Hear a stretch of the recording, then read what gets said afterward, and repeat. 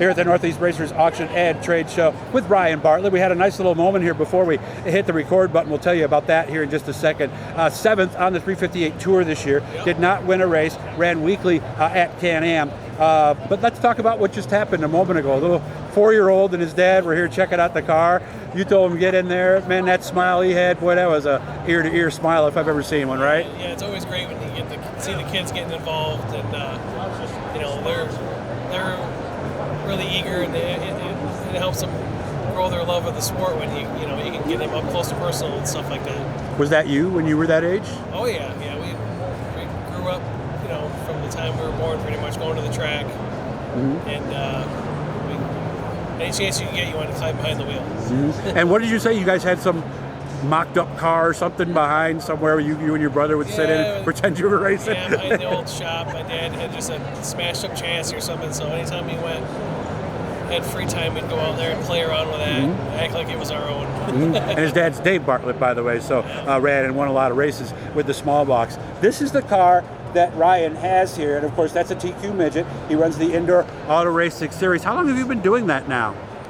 Since 1998 was the first time in the midget, back in the Niagara Falls days. Oh yeah. And, we've been with Indoor Auto Racing Series with Lenny Sammons Productions, supporting all their events since they started, I believe, in 2000 or 2001. What do you like about it? Oh, it's a good way to break up the winter, honestly. It keeps you sharp. Cars are super fast. They really are, aren't they? Super fast. Until you got behind the wheel of one, you really don't have any clue. And I mean, that thing will just set you back in the seat like a big block went on a tacky track, basically. Really, that feels, because I was here, you remember when they ran here that one year, and I'd never seen them in person before. And the first time I saw one come out of 4 and go down the front stretch, I was like, man, these things. So the weight to horsepower ratio is exceptional, right? Yeah, very much so. What do you weigh? The car? I think they're 850. 850. Oh, under 1,000 pounds? Yes. And how much horsepower are we talking? I want to say like 160-ish. Okay. Yeah, that's still pretty good though. Oh, yeah. You know that? What are the engines? This is a 750 Suzuki, like crotch rocket motors, basically. Okay. Do we shift these things? Yep. Usually, well, if you think you got the skill to shift on restart, you could, I suppose, but usually you need both hands to hang on. You shift it to get out onto the track. You're pretty much racing in the one gear the whole time. What gear are you in? It depends what you got in your rear end, your quick change gears. Some guys run them in 3rd gear, some guys run them in 4th gear. Oh, really? I guess I thought it would be 2nd and 3rd. It depends on what you got in the back end and your quick change gears. Okay. And where your ratio comes out. Some guys have the transmissions removed, so you only got like a low and a high, basically. Yeah, and then out almost like a sprint car. Kinda, yeah. But then your gearing better be right. Right. Yeah, they're self-starting. Oh, they are? Yep. Yeah, these are all self-starting. Years ago, there was a few that had to be push started that ran alcohol and stuff, but these are all self-starting. Okay. So if you shift on the restart, do you shift in the corner then, or do you? The guys are one-handed at shifting sometimes on the starts, but most of the time you can be geared enough.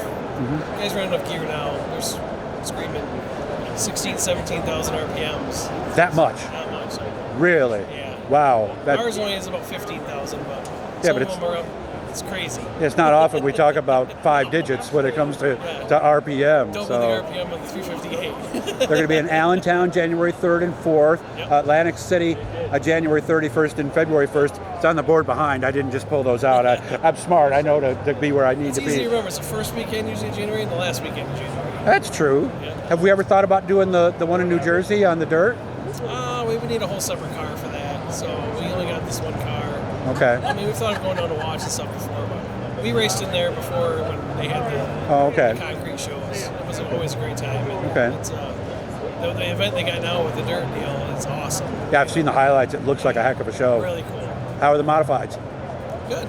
Everything's kind of torn apart and going through things and getting stuff ready for next year. Updating? I think we have the same car. We have one car that's pretty much new that only has maybe 10 races out of total. So why bother? Yeah, I get it. In good shape. Nothing we got's been wrecked bad or anything. In good shape. All right, and things are good at Can Am. Yeah. Everything's as far as I know, I'm hands off as far as the track stuff. That's all Tyler's deal. But you're there. I mean, the car counts are solid, crowd's solid, racing's good. Racing's been really good. That's all you can ask for then. Yeah, the car counts have been pretty solid. I think we're going to see a few more in the sprint cars this year. Hopefully we can get that into like the 15 range this year. And I think once guys realize, like some of the sportsman guys realize that the money they can save and the money to fun ratio, I think in the crate sprint car is way better than the sportsman class. Yeah, they're pretty fast, and I've talked to a lot of guys who've done them. And actually, we had a couple show up at Can Am Nov, and they didn't do that badly. They keep right up to the 305s. I was surprised, you know. I mean, they were slower, but it wasn't like you said, "Oh, that's clearly something else." I mean, it wasn't like that, you know. Yes, he did. 305s at Weedsport qualified out of like 40 cars. Oh, did he? Yeah. Okay. Yeah, they're a really fun, competitive car. Well, good to see you. Yeah. Something good happens down in PA or New Jersey, I'll get a hold of you. But again, make sure indoorautoracing.com is how you can find out more about that. Always good to see you, man. And you have a great off season, all right? Happy holidays.